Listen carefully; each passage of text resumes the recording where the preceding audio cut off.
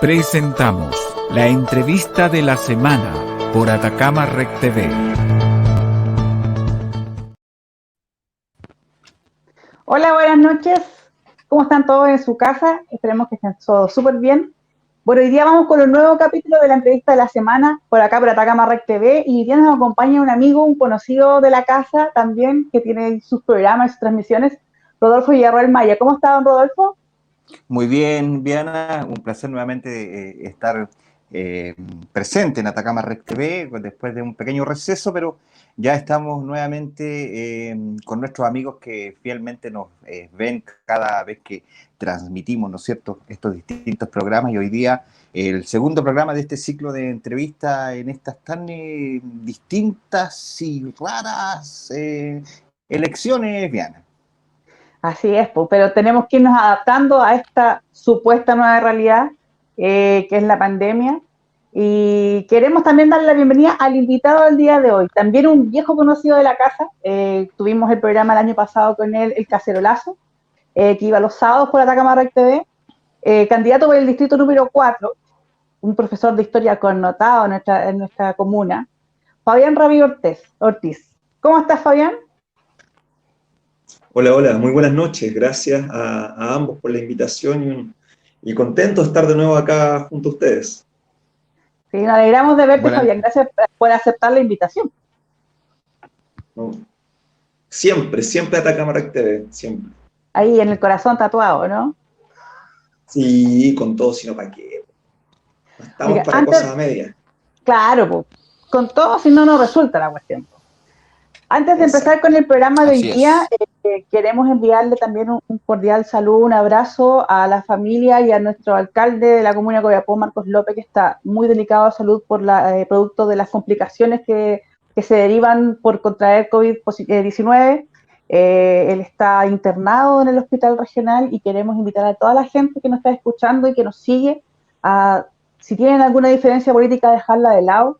Recordar que él, antes de ser alcalde, es padre, es abuelo, es hijo, es tío, es nieto, es amigo también, es compañero de otras personas, de otros militantes de otros partidos, así que un saludo a Romina, que es su hija, y que los acompañamos, porque las consecuencias del COVID, las consecuencias de las pandemias no son motivo de burla, no son motivo de ataques políticos, son solamente motivos para que nos unamos y para que le mandemos la mejor de la energía a todos y cada uno de los que están sufriendo la enfermedad, para que se mejoren y puedan enfrentar las cosas que se vienen a futuro con todos nosotros.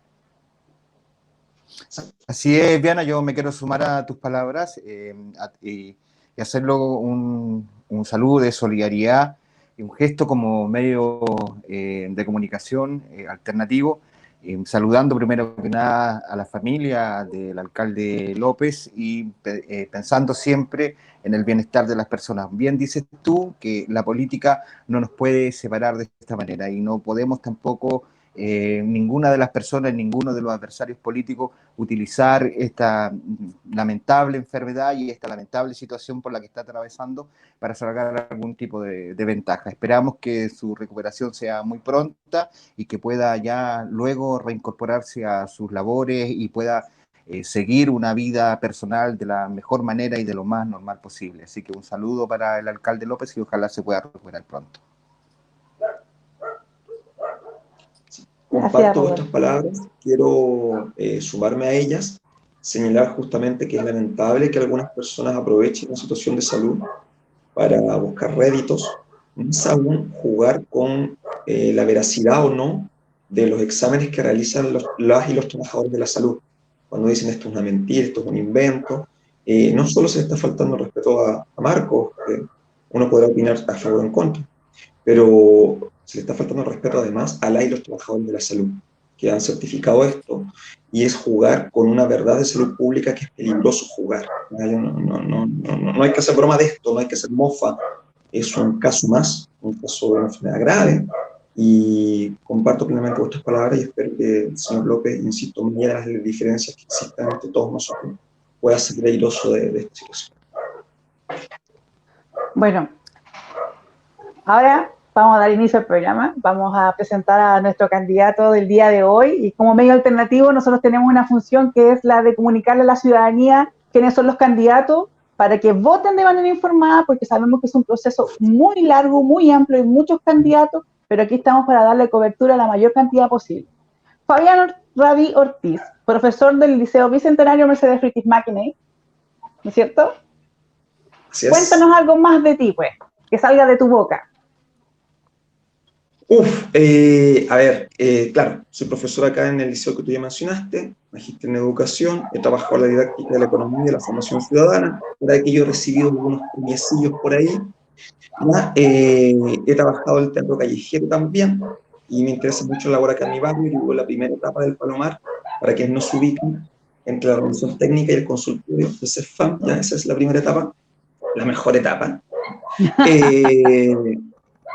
Papá de un hijo de 6 años, orgulloso papá de un hijo de 6 años, y vecino acá de Copiapó también hace algunos años. No mentiré con ello, como alguna gente que no volvió nunca más y se dice copiapina. No. Yo me enamoré de Copiapó, yo elegí quedarme, no mentiré con ello, y estoy feliz de la decisión.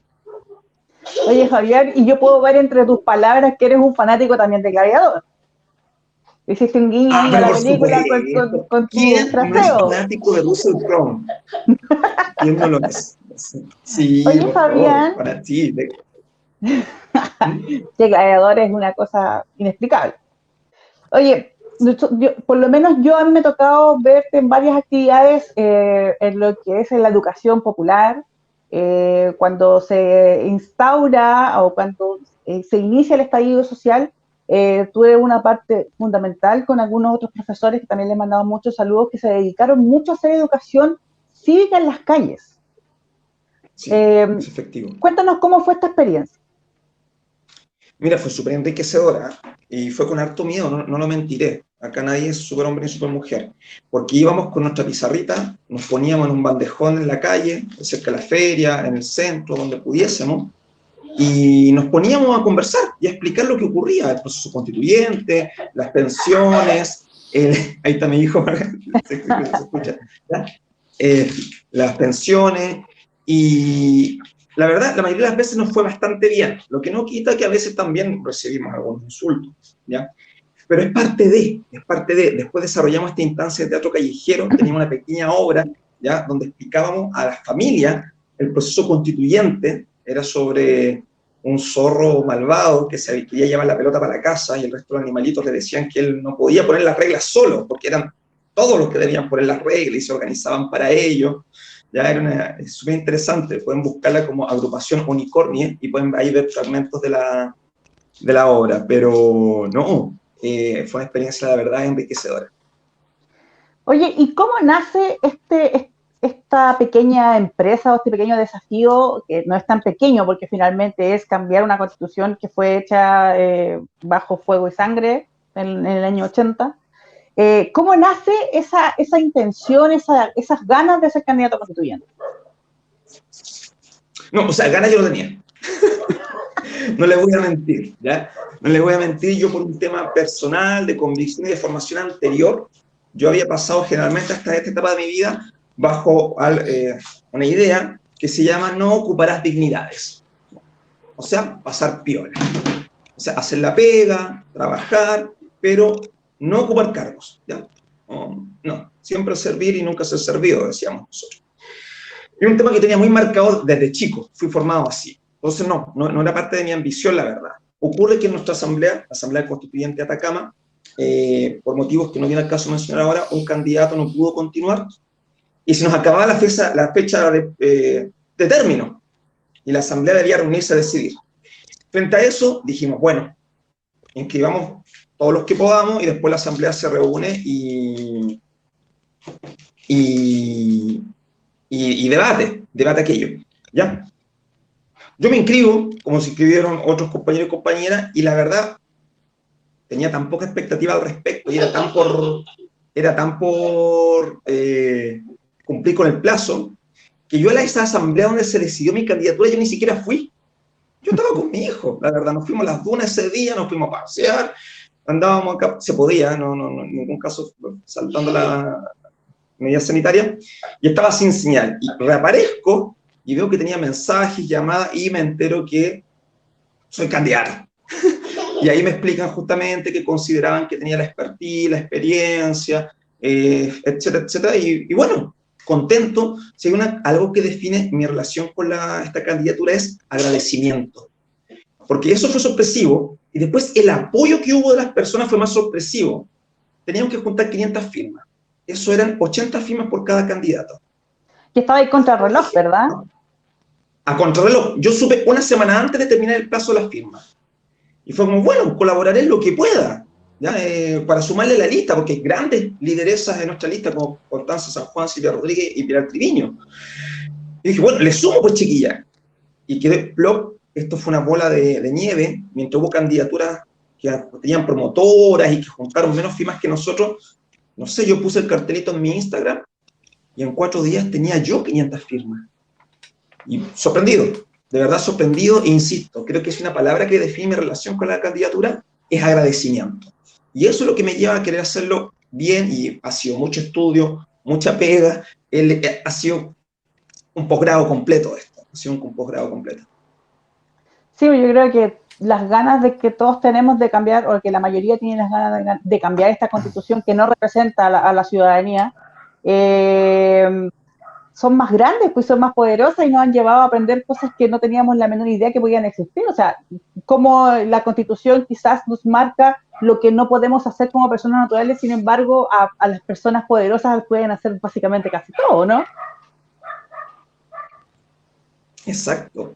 Y no solo eso, además, porque claro, nosotros como educadores, yo participo en el movimiento Unidad Docente, durante muchos años venimos estudiando el tema constitucional y cómo podía afectar la educación, etcétera. Pero nos ha llevado como asamblea este proceso a imaginar otras formas. Ya no discutimos sobre esta constitución, sobre este papel. Discutimos sobre nuevas formas de organizar esto. Ya no es, oye, y esto será blanco, azul y rojo. No, estamos pensando derechamente distinto. Entonces ha sido estudiar instituciones que, por ejemplo, acá no existen.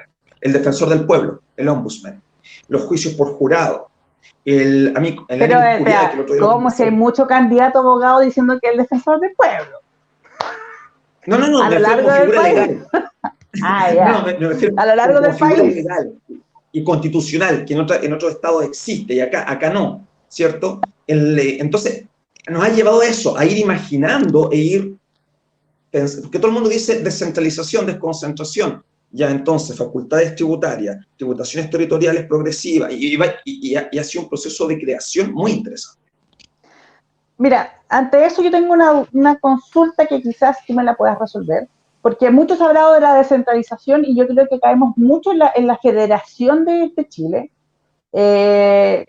entendiendo que igual tiene pros y contras, y mucho más contra en esta concentración de las riquezas que tiene Chile, porque sabemos que las riquezas se concentran en 3 regiones del norte, y que si nosotros logramos, o se decide, ponte tú en un escenario política ficción, que Chile sea un estado federado, y entonces seríamos 3 regiones muy ricas y que el sur se joda básicamente, ¿cachai?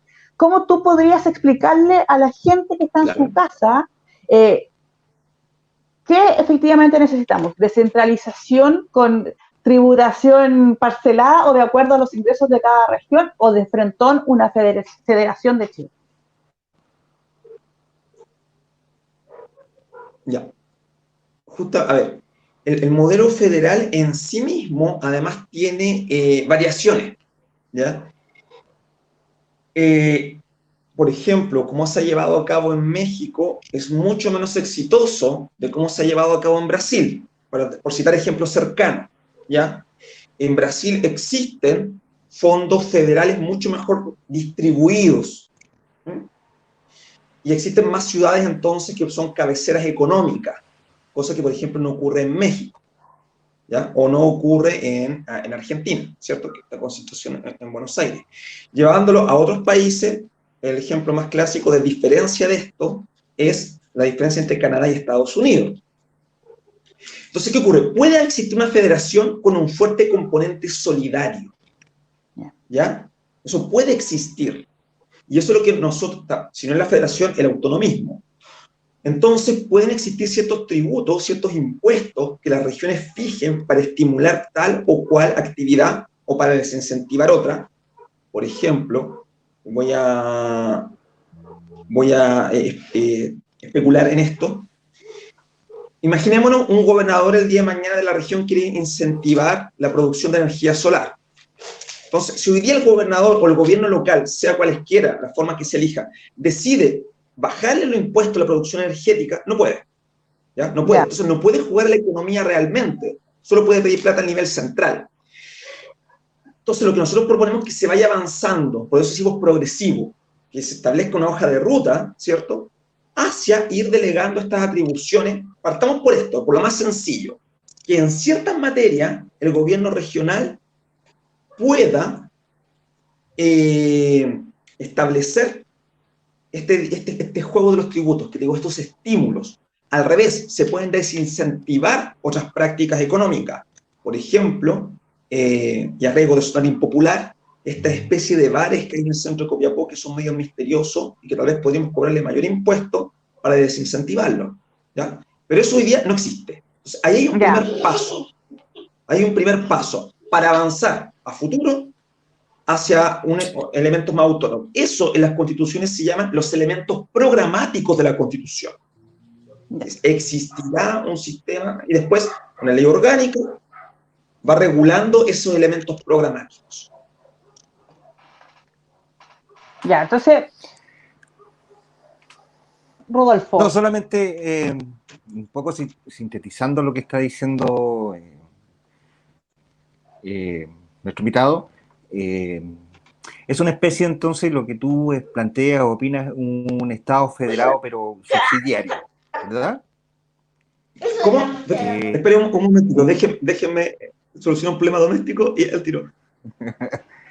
No, bueno, esa es la realidad que se vive en la mayoría de los hogares chilenos con el teletrabajo, las teleentrevistas, ¿o no, Rodolfo?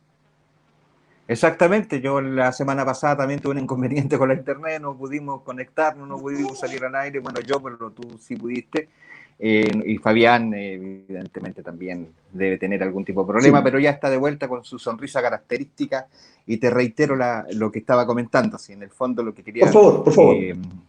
Argumentar es que lo que, en resumen, lo que yo estoy entendiendo, es que tú planteas un Estado federado subsidiario.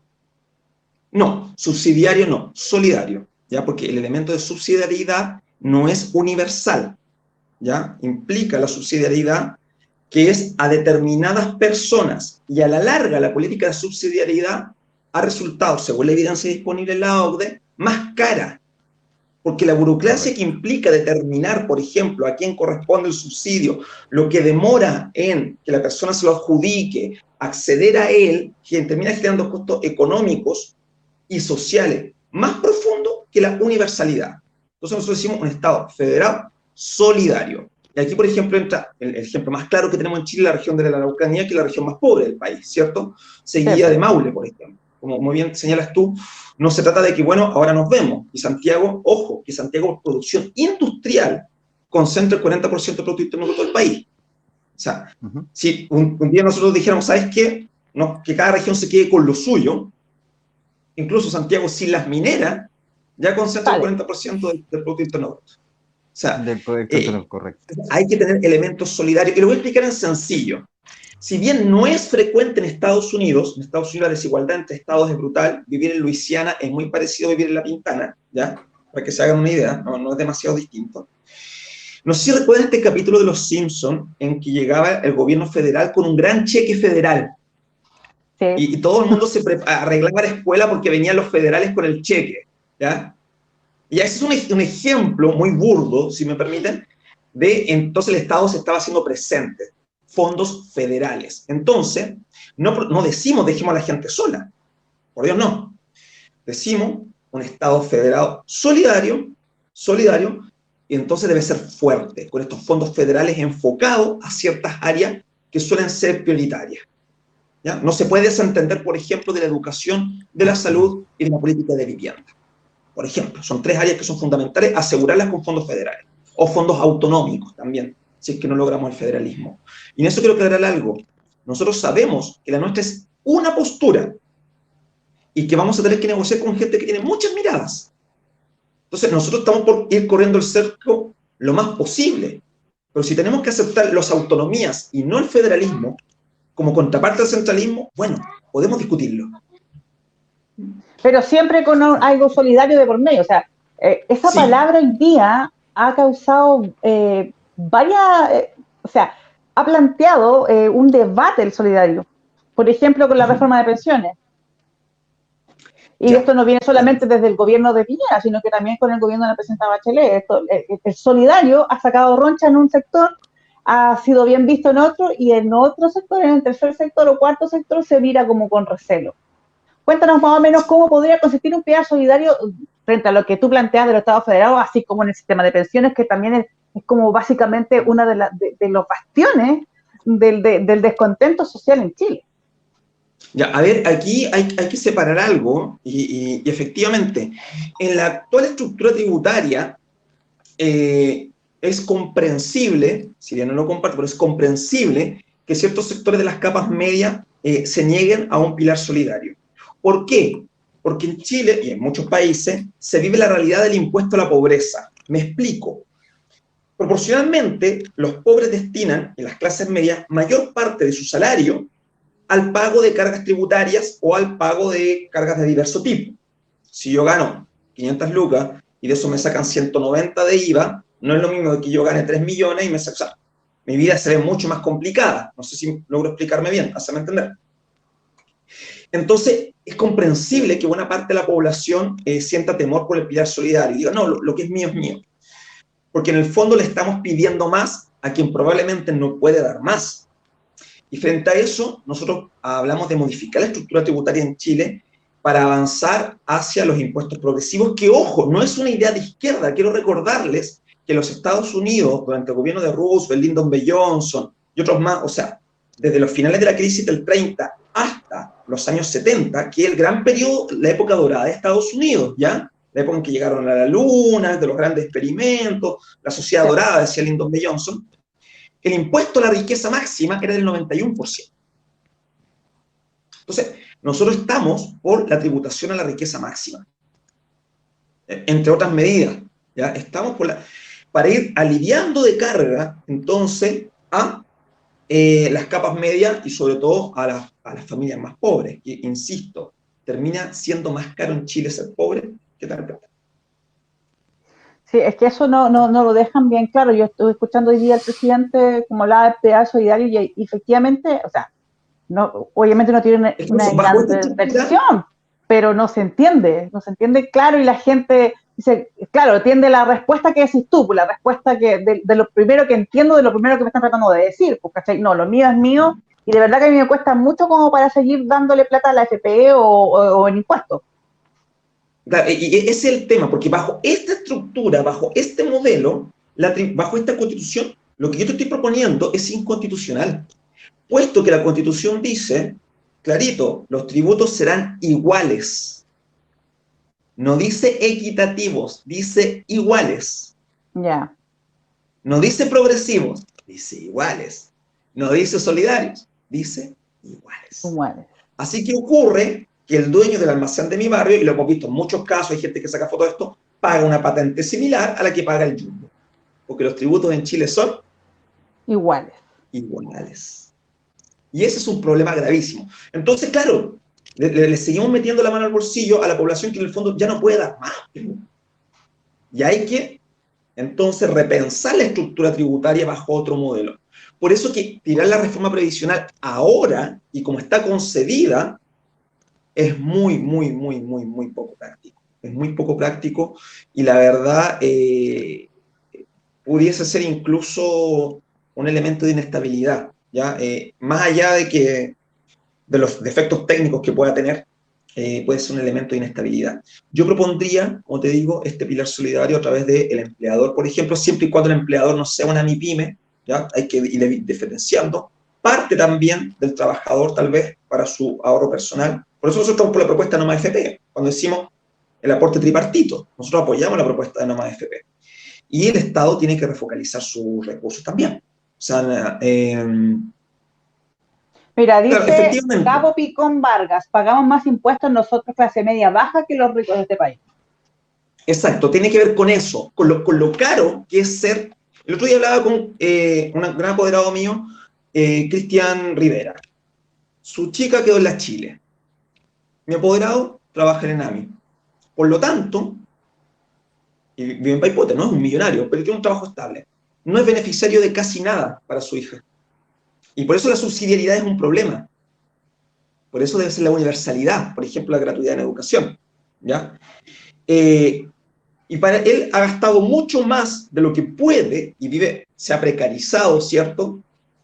Porque él paga las cargas que en el fondo cierto grupo no está pagando. Y ojo, esto no tiene que ver con izquierda y derecha, porque acá la ilusión de impuestos en Chile alcanza el 30%. Y en eso hay ¿A qué te referís cuando habláis de la ilusión del impuesto? Te pillé. Cuéntanos más, profesor Fabián Rabí, por favor. Ya, lo que ocurre es que los impuestos se pueden evadir o se pueden eludir. Lo explicaré en sencillo. Por favor.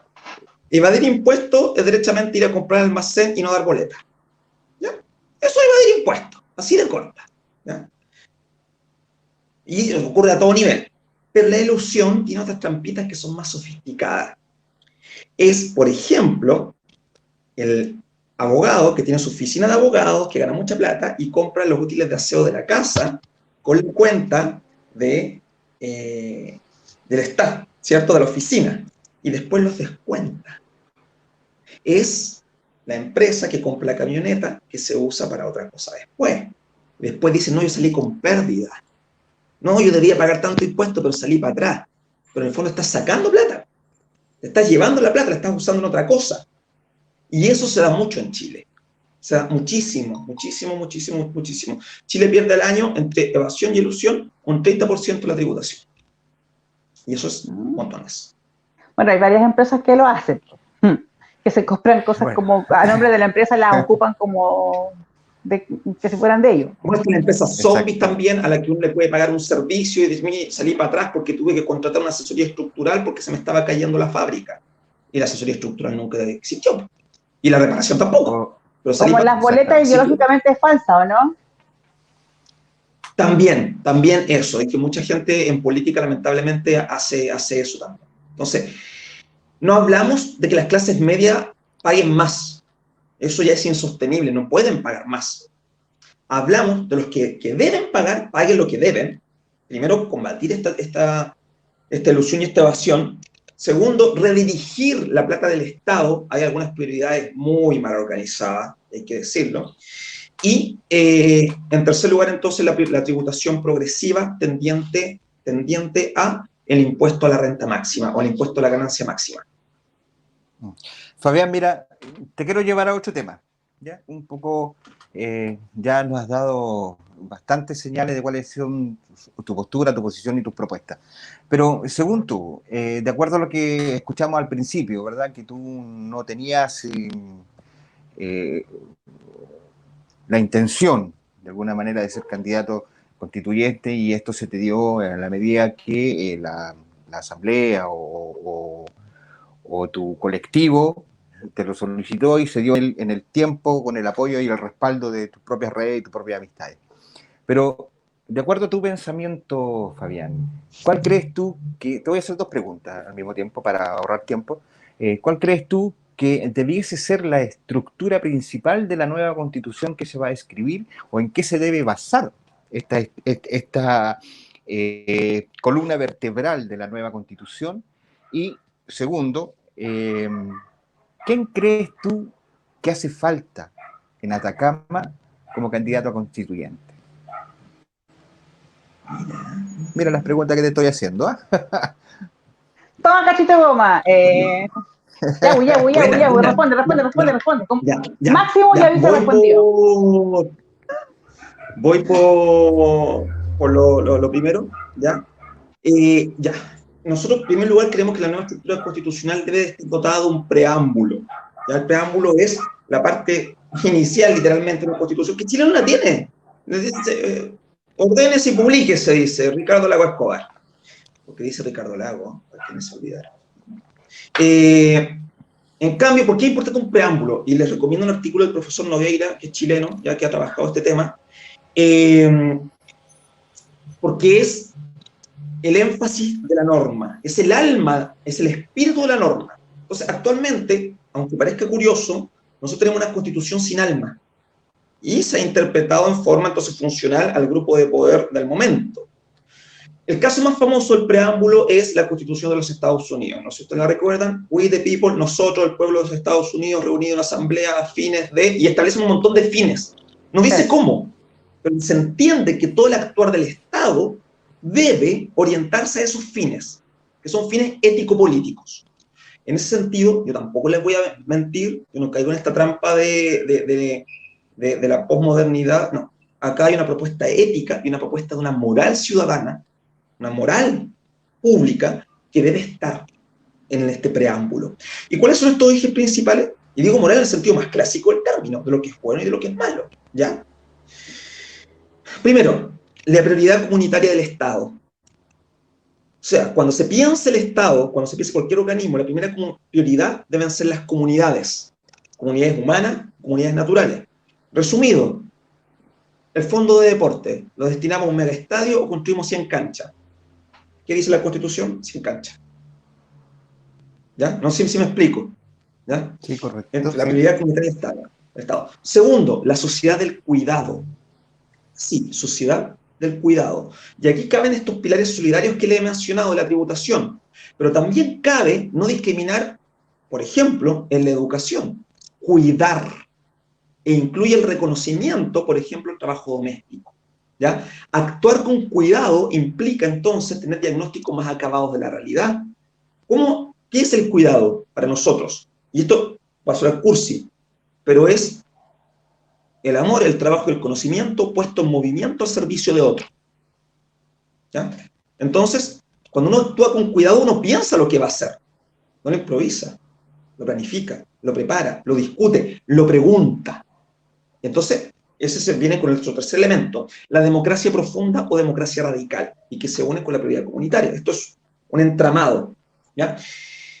Democracia profunda y democracia radical, que incluye cosas tales como educación pública y universal o tendiente a lo público para redistribuir el capital cultural en Chile, porque las grandes naciones, las grandes sociedades se han basado en ello, porque sin ello no hay democracia posible.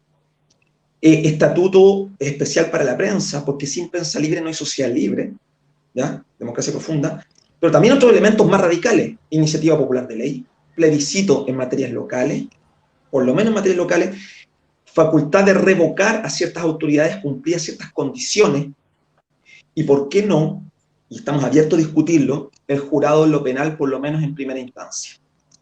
¿Ya? Entonces, ¿por qué? Porque es la concentración del poder en todos los sentidos, el que genera una cultura del abuso, perdón. Cualquiera que concentre el poder va a abusar de él. O sea, nosotros pensamos en una constitución que lo impida, que no haya forma, que nadie, ni a nivel nacional, ni el pequeño funcionario local, pueda hacerlo. O por lo menos queremos evitarlo. ¿Ya? No sé si doy respuesta a la primera parte de la pregunta. Sí, perfecto, sí.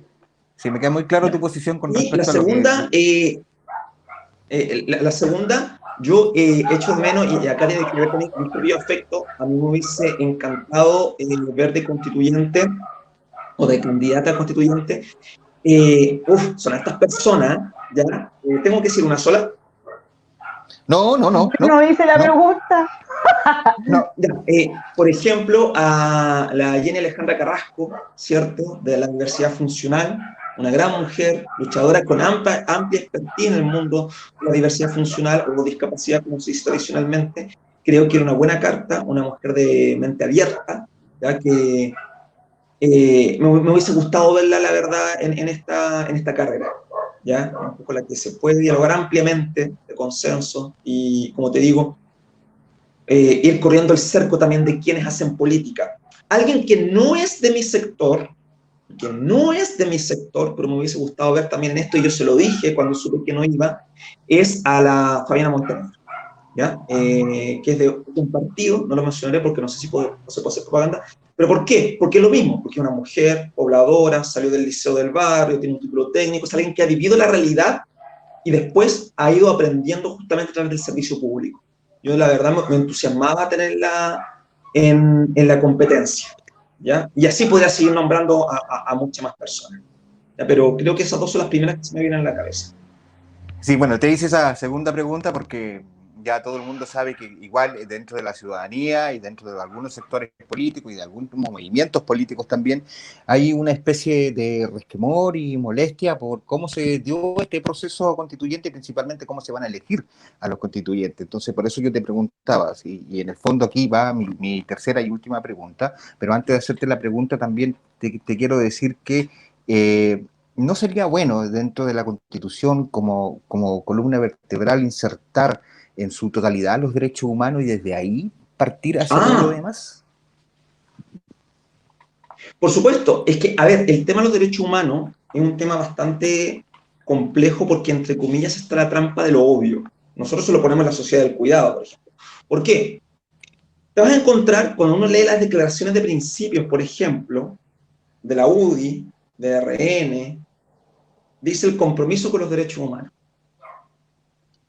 Entonces, obviamente nosotros tenemos un compromiso con los derechos humanos y te agradezco, gracias porque se me fue, como columna vertebral, pero asegurar eso como mínimo no basta. Y voy a dar un ejemplo claro.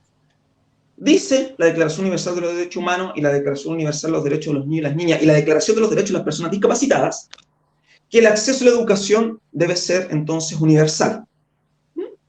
Lo dice.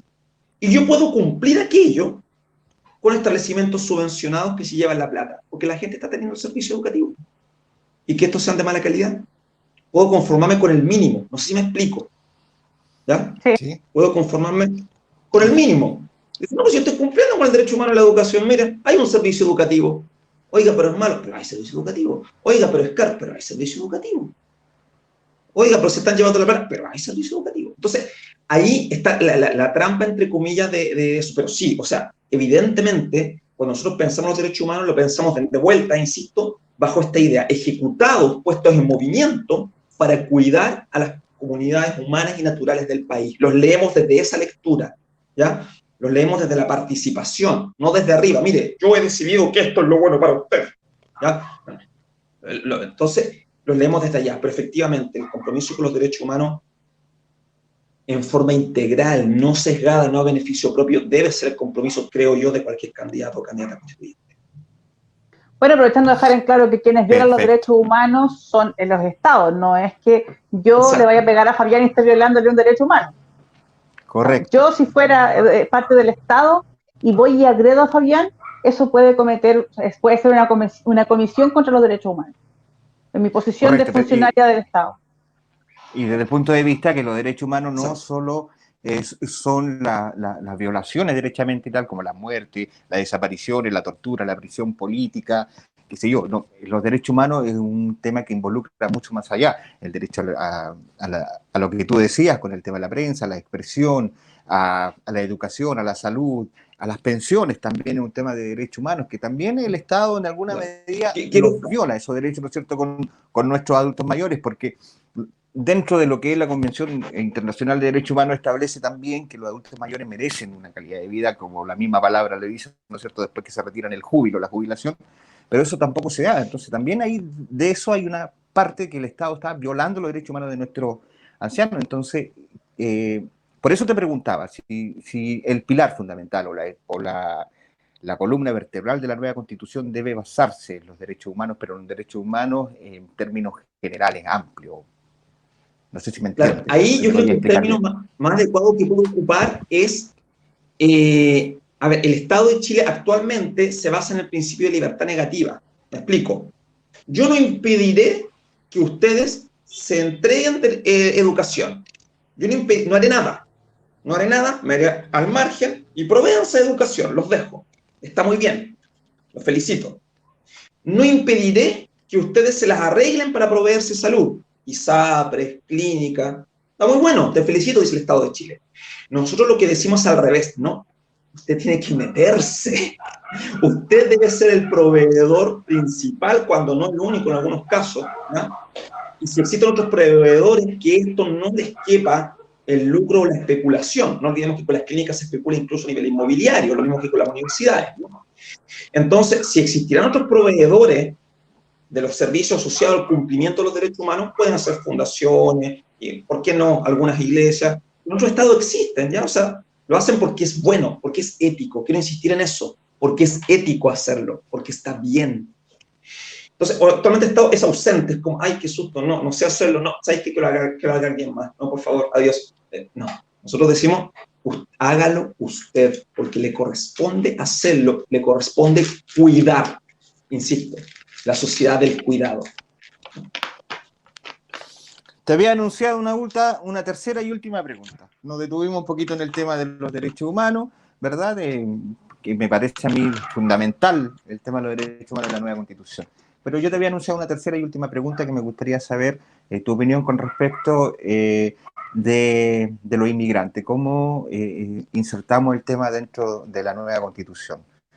Hoy día tenemos una problemática bastante mayor con respecto al tema de los inmigrantes y me parece también que hemos un poco defraudado, ¿no es cierto?, a la solidaridad internacional. Estoy hablando como país, ¿no es cierto?, como nación, hoy día como Estado, que hemos un poco defraudado a esta tremenda solidaridad que en algún momento tuvieron con el pueblo chileno. Entonces me gustaría saber cómo el tema de los inmigrantes se inserta también, pero con mucha fuerza dentro de la nueva Constitución. Ya, ahí quiero justamente, gracias por darme el pase a ello, voy a desmitificar algunas cosas. Hay varias cadenas por ahí que dicen que le dan beneficios primero a los recién llegados, entre comillas. Les recuerdo, y yo lo sé porque trabajo con becas también, que el primer requisito para muchas cosas en Chile es ser chileno. Chileno. Por favor, esas personas que dicen, oye, le están dando subsidio a todo el mundo. Cuidado, el primer requisito que dice, cuidado con esas cadenas de xenofobia, ¿ya? Y quiero decirlo así, eso es xenofobia, ¿ya? Según datos del Servicio Jesuita Migrantes, hasta hace poco tiempo, ¿ya?, y del Servicio Católico de Ayuda al Migrante, hasta hace muy poco, yo creo que esto solo cambia el año pasado, Chile era un país expulsor de población. O sea, los chilenos que se iban eran más aún que los extranjeros que llegaban. ¿Por qué menciono esto? Porque yo sé que hay mucho político haciendo beneficios de este tema migrante, instalando un tema de pánico. Ya, ahora, yendo, y concuerdo plenamente contigo, no olvidemos, y esto lo sé, me ha tocado entrevistar personas en mi rol de profe de historia, y quiero decirlo así de fuerte, no olvidemos que había gente que salía de Arica con pijama escapando al Perú. Durante la dictadura, no olvidemos que la gente salía escondida en camiones ganaderos para Mendoza. ¿Ya? Eso ocurrió. Ahora, yo puedo entender, y entre comillas, asumir que lo hemos olvidado, que no nos interesaba realmente, ok. Creo, y en esto corro el riesgo de ser impopular, que el refugio es un derecho humano. El refugio es un derecho humano. Y hay un poema muy bueno que trata sobre la situación de los africanos que se meten al mar. Dice, nadie se mete al mar si el mar no fuera más seguro que la tierra. Nadie se mete al mar en una chalupa si ese mar no fuera más seguro que la tierra que pisa. ¿Creo en el derecho al refugio? Sí creo que hay que ordenarlo, que hay que priorizarlo. Me parece que es indigno para las personas que buscan migrar, como también para las personas que trabajan en los servicios de migración, como para las comunidades fronterizas, la manera en la que se está llevando, creo que es particularmente descuidada y perjudica a todas las partes, ¿ya? Es entendible, en Colchane no caen más personas y es entendible su indignación. Creo que se debe hacer de forma mucho más ordenada. A mí me gusta mucho el modelo que tiene Nueva Zelanda, por ejemplo, el modelo que tiene Alemania, en que tú postulas desde tu país, ¿ya? Desde tu país postulas y va siendo aceptado, va viendo ahí un tema de llamados, hay plazos para aquello. Y en esto quiero citar a una persona que, vuelvo a lo mismo, que no es de izquierda y que no es de mi sector político, que es la Angela Merkel, y una mujer a la que yo admiro mucho, que es de derecha, de la democracia cristiana alemana, que luchó contra los comunistas porque acabara el comunismo alemán, ¿ya? Pero Merkel en esto ha sido tremendamente hábil y tremendamente práctica. ¿Qué dijo? Nuestra población envejece. Está envejeciendo y nosotros tenemos un sistema solidario donde los que trabajan ayudan a los que no trabajan, los ancianos, en fin. Y la mujer súper hábil, traigamos trabajadores calificados. ¿Qué es más barato? ¿Criar a un niño durante 20 años o tener un trabajador dispuesto y contento a trabajar y a pagar impuestos en Alemania? ¿Qué me conviene más? Es súper obvio. Este señor quiere contribuir. Y este tema de los migrantes, los alemanes lo han trabajado a largo tiempo por motivos obvios, y me quedo también con una frase de Jürgen Habermas, ¿ya?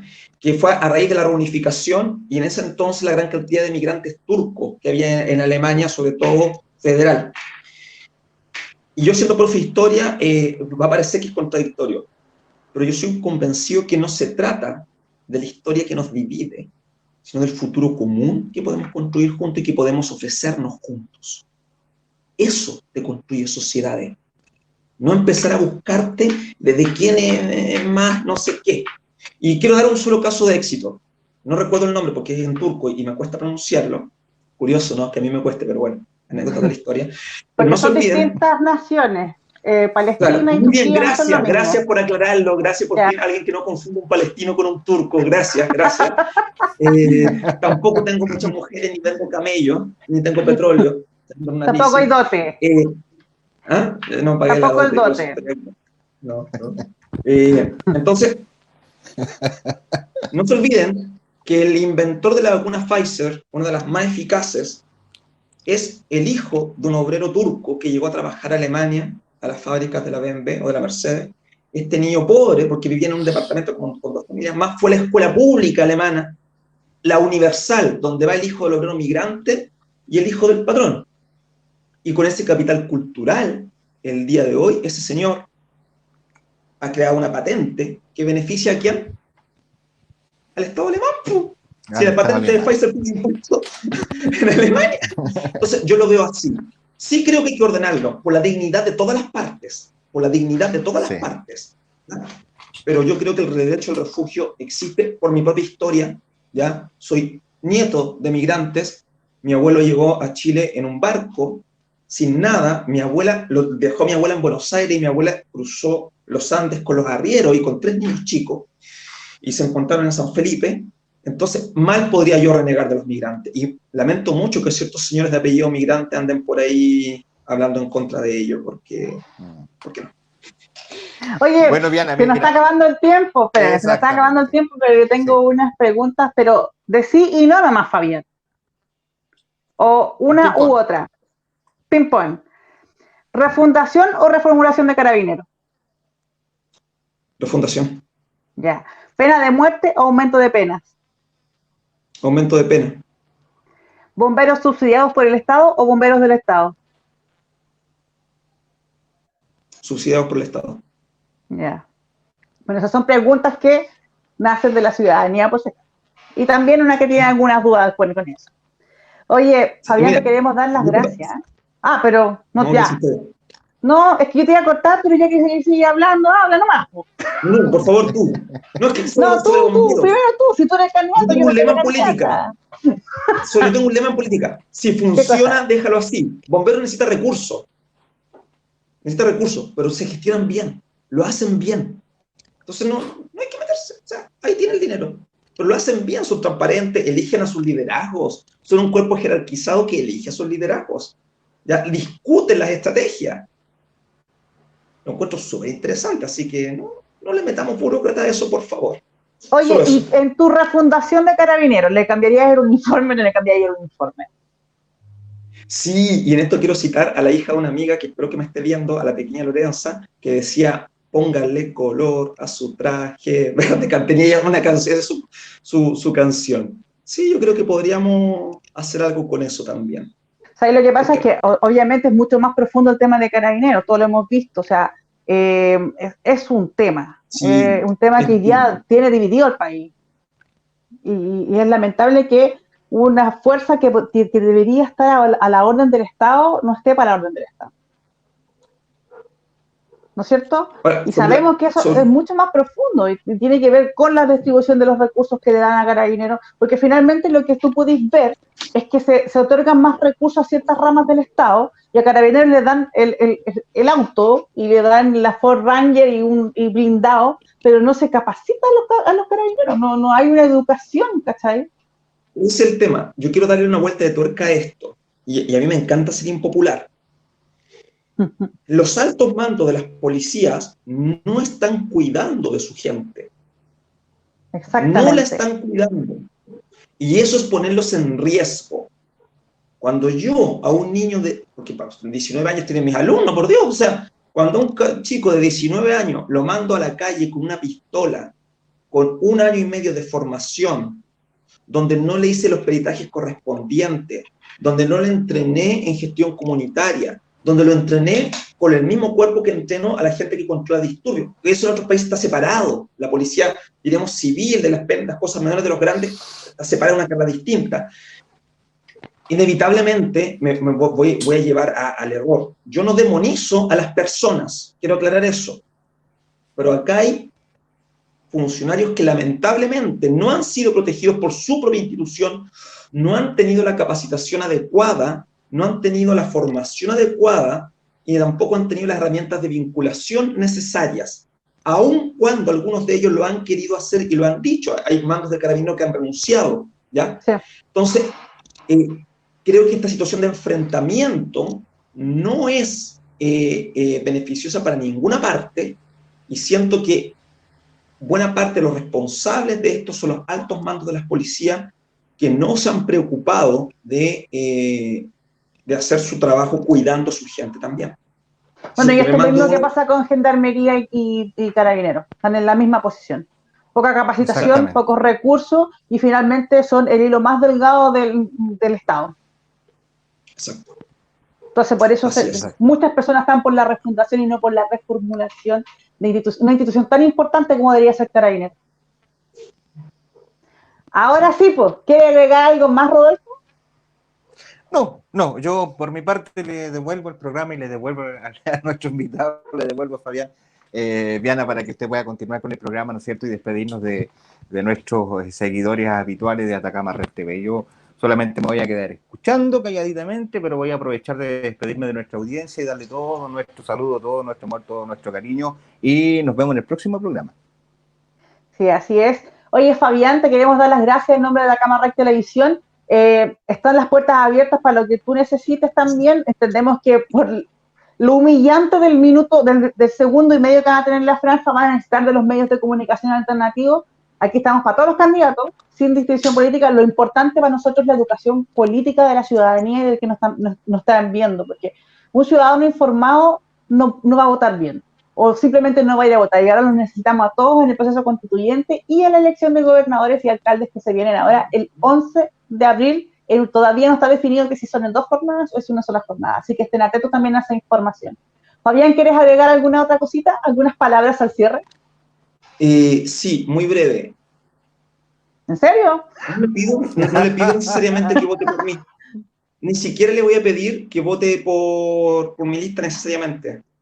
Pero sí le pido que decida. No puede ningún ciudadano o ciudadana desentenderse de este momento histórico. Así es. Eso es banal, eso es cobarde, eso es irresponsable con usted mismo y con las generaciones que vendrán. Todo lo que ocurre en un Estado tiene que ver con el rol de los ciudadanos y ciudadanas. Yo entiendo que puedan no ser su candidato, pero le pido que se informe, que averigüe, que busque uno que lo represente. Y usted, cuando esté en la tarde con su familia y se piense en usted mismo y su familia en 20 años más, piense estas cosas. Pucha, que sería bueno tal vez que la salud no fuera tan cara. Oye, pucha, que sería bueno que en vez de hacer autopista en Santiago nos pusieran calles en los pasajes. No digo, nos pavimentaran el pasaje. Piense cosas tan sencillas como eso. No hay que ser un genio para pensar el país. Hay que tener cariño. Cariño por usted, por su familia, por su barrio, por su comunidad. Eso. Oye, no me le pido, ni siquiera que vote por mí, pero que vote. Si alguien quiere comunicarse contigo, ¿tenía habilitadas las redes sociales? Sí, pueden. Bueno, está mi Facebook, Fabián. Hay poco Fabián Rabí en Copiapó, así que probablemente les voy a aparecer al tiro, ¿ya? Uno, puede ser que te aparezca uno. Claro, y me encima flaco, de lente, con esta cara de... Cara de profesor. Claro, cara de profe, pinta profe, ¿no? Sí, y pinta si profe. no, todas las cosas de campaña que yo subo, las subo con gatito Fabián Rabí. Te pones gatito Fabián Rabí y le van a aparecer mis publicaciones de campaña en Instagram, en Facebook, y también tengo una cuenta de YouTube, ¿ya? Eso. Lo importante es que la ciudadanía también, como decía Fabián, no se reste de este proceso, por eso estamos acá. Y muchas gracias, Fabián, muchas gracias, Rodolfo, también por estar hoy en el programa. Nos estamos viendo en la próxima edición de la entrevista de la semana. Fabián, dice el gato gerente que te acerques a pagar los pasivos de la empresa. Que no te olvides. Ok, iré a presentarme con el gato gerente. Ya, dile que me perdone. Y no se olviden que mañana estamos en cuarentena, por lo tanto pueden salir solo con un permiso de 2 horas de libre disposición. Por favor, no abusemos, cuidémonos entre todos, porque la responsabilidad claramente está en nuestro lado, no está en otro lado. No hay otra responsabilidad. Rodolfo, díganos. La última cosita, brevemente, para que no se enoje nuestro amigo ahí de que está detrás de los controles y de las cámaras. Sí, le da infarto. Ahora parece que le da infarto. Pero solamente saludar a la mujer que el próximo lunes, ¿no es cierto?, van a estar festejando su día, tienen una actividad en la plaza, me parece que hay una convocatoria para ellas a través de Atacama Rec TV, porque según lo más probable que a lo mejor el lunes no vamos a poder estar al aire, pero vamos a estar el próximo miércoles. Entonces, un saludo adelantado para todas las hermosas y grandes mujeres de la región de Atacama y de Chile y del mundo. Sí, atentas ahí, chiquillas. Todas las mujeres que estén interesadas van a estar en las redes sociales, la Coordinadora Feminista de Atacama, los colectivos feministas también de la región van a estar avisando cuáles van a ser los movimientos de este 8 de marzo, que se conmemora el Día Internacional de la Mujer, y arriba las que luchan. Nos vemos en la próxima edición del programa. Gracias, Fabián, nuevamente, un abrazo, siempre un gusto escucharte. Gracias, Rodolfo, que le vaya muy bien, que tenga un lindo fin de semana, y nos estamos viendo en una próxima edición. Chao, chao. Chao, chao. Esta fue la entrevista de la semana por Atacama Rec TV.